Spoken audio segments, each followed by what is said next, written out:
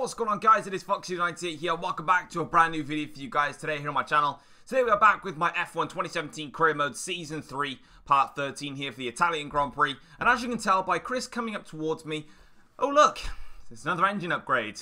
It failed. Again. Great. Love that. So unfortunately, I believe the engine element that we were meant to get for today, which was the oil pressure pump to give us a bit more power, has indeed failed, which is absolutely horrible because it is the Italian Grand Prix, the fastest track on the calendar, where I needed that engine upgrade to really give me an opportunity to try and do well here at the Italian Grand Prix. It's going to cost us 400 resource points to get that fixed, so we are going to fix that part. And then from now on, we are not going to be focusing anymore on the engine development. We're going to be solely putting our focus towards the chassis and also towards the aerodynamics. I'm hoping to get maybe 1 or 2 per section, just to give us a little bit extra as we try and hold on in this World Championship. But anyway, first of all, from me, I did a challenge video on the weekend, and I said if you guys would like to be a part of a potential cops and robbers video, let me know. Seems that we've had a very nice response on that, so I'm going to plan and try and record the video on Thursday, because on Thursday I will be going through the subscriber championship driver lineups and also in terms of the calendar and just the final bit of information before it kicks off in 2 weeks time. As you can see through the Parabolica, not quite going as to plan there, across through the Parabolica, getting all out of shape on the exit, but we've still managed to complete the program. But yes, subscriber championship information will be coming out on Thursday. As soon as that video is released, I'm going to try and host the lobby then. If I can't, then I will try and do it a different time. But I definitely want to do it, I just don't have a good idea of when yet. So patience on that one is going to be key. And like I said in the video, if you follow me on that on my club that I've got on Xbox, you'll know when it is, because it'll be on Xbox, because I don't have the PlayStation 4 and I don't have F1 on PC. So moving on then into the Italian Grand Prix, and as we were feeling, I was actually feeling very, very good in this weekend, but however, it was the Parabolica, which you can see there, that I was struggling quite a lot with understeer. I'm running 3-3 wings, so I'm going all out straight line speed here today, and hopefully it can help me out in the race, because I need every little bit I can to get in touch with the Mercedes cars, and even in fact the Ferraris, because the Ferraris have also made an engine upgrade, and their engine is actually now better than ours, which means, you know, they're still in the hunt. But for today's Italian Grand Prix, I know that there's one thing that I need if I'm going to win this race, and that's maximum engine power. So for this race, I'm going to simply be putting in my 4th power unit of the season, and the power unit number 3, I'm going to be then putting back into the car for the Singapore Grand Prix, where straight line speed doesn't really matter that much because it is a street track. So that's the plan. That's what we're going to be doing. But without further ado, let's get straight into the qualifying session then. So in short quali then, as you can see, we're coming up towards the start finish line to complete our first lap here. It's going to be a 1:21.3, which is just under 0.2 of a second shy of what Sebastian Vettel did. But as you can see then, through the Parabolica, we're 0.8 up on our personal best lap, but unfortunately we went into the Parabolica just a bit too early, and we've lost about 0.2 of a second there towards the start finish line. We come across now, it is going to be 3rd place on the grid, which I was extremely happy about. If I just got the Parabolica right, I probably may have got onto the front row of the grid, but I believe, as you can see there, just 0.2 of a second shy of Lewis Hamilton's pole lap, and maybe that error into the Parabolica was all it was that cost us pole position today. But I believe that's my best qualifying of the year, if I can remember. Actually, no, in Canada we got onto the front row with a second on the grid, so not quite our best. We're still yet to get pole position in this season, but we're going to keep on trying nonetheless and see how far we can get up. But as you can see, we've now got enough resource points to do that engine upgrade to fix it, but I actually do that at the very end of the race. I don't know if it's in the video or not, but I have done it. Just wasn't then, and then eventually we can move on to just doing the chassis and the aerodynamics. But anyway, it's time to get our session goals from Emma, and we're going to be needed to finish in the top 5, place 3rd in the championship, and beat my rival Sebastian Vettel. even though technically my rival is Lewis Hamilton, but hey-ho. It is what it is. But anyway, then having a look at the starting grid, so it is an all-Mercedes front row lockout, just like Abu Dhabi yesterday in real life. As you can see then, it is myself in third with Vettel and Raikkonen, the two Force Indians out-qualifying my teammate Daniel Ricciardo, who starts far down the order yet again. The two Williams cars splitting the Toro Rossos, Magnussen in there, Palmer, Kvyat, Alonso, followed by the two Saubers, and then also someone must have a penalty because I wouldn't have expected. Yes, Nico Hülkenberg has got a grip penalty for today's Grand Prix. He starts down in last place behind the two Saubers and also the two McLarens of Van Dorn and Fernando Alonso. But interestingly enough, it's actually intermediate conditions, so we're going to have a wet race for the entirety of this Grand Prix, which was something that I wasn't actually too pleased about because I set the car up for as low aero as possible. So really, in the middle sector, and even in the likes of Ascari and Parabolica, what used to be quite tough anyway is going to be even harder. But we're on the grid here now to start this Grand Prix. We've got 5 red lights here, and it is like so. We go here to start the Italian Grand Prix, but it's been an awful getaway from us. Really bad off the line, and Vettel flies through in towards the to try to chase down the two Mercedes cars. I cover off Sergio Perez, and we brake very late here. I've actually missed my braking point. Can I get it stuck? Somehow, I've managed to pile on the brakes, and I've kept it within the track limits, and somehow, I'm in the lead of the Italian Grand Prix. Exactly what I did not expect. I was expecting to go straight on, have to give positions back, but somehow, I've kept it on track, and I've managed to nick the lead of the race. That dive bomb was not planned at all, and there's a virtual safety car. We're going to get a replay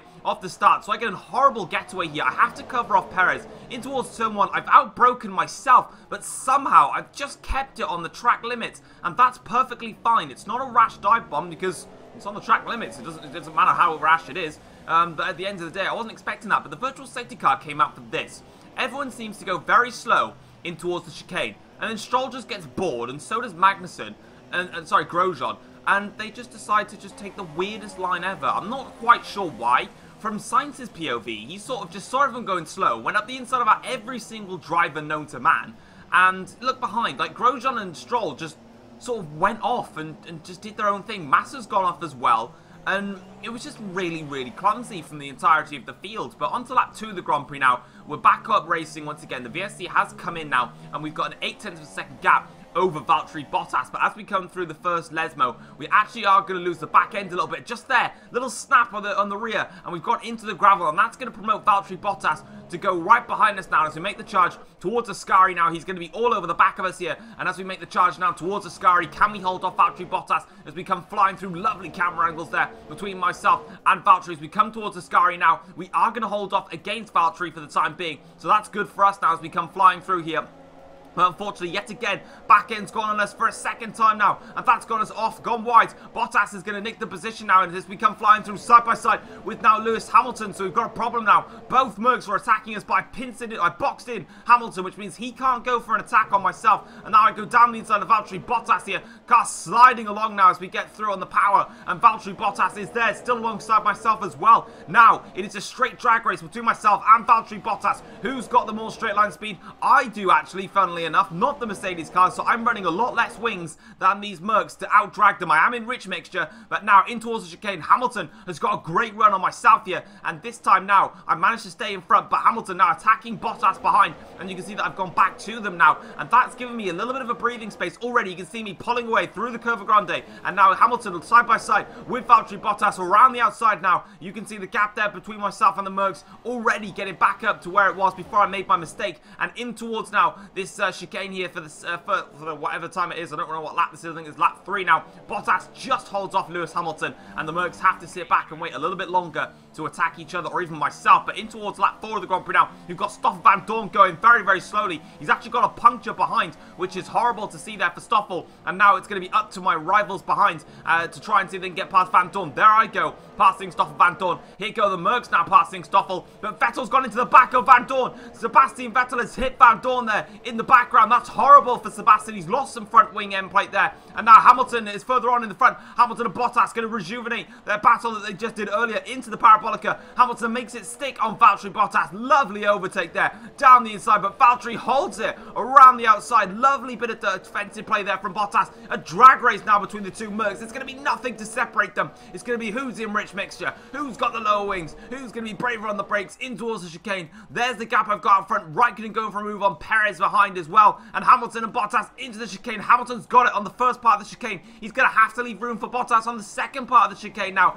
Who's going to come out in front? They're still side by side, and they're carrying it on through the Curva Grande. Bottas around the outside, still has it, and this time Bottas holds it off from Lewis Hamilton. Fantastic battling between the two Mercs now as we come in towards the second chicane. Bottas locks up though. Hamilton's going to try it. Has a little look there, but Bottas cuts him off there, and Hamilton loses the back end of the car on the exit there of the corner and into the Lesmos. Bottas holds the position. Fantastic scrap between the pair of them. Meanwhile, out front, I am going for it now, and I'm setting some fastest laps, building my advantage, which is 3.4 seconds now in this Grand Prix. And on lap 10 of the race, I am still pushing very hard to increase my lead over the two Mercedes cars, doing a 1:31.6 to set a new fastest lap of the race so far, with Bottas 3.7 behind now in this Grand Prix.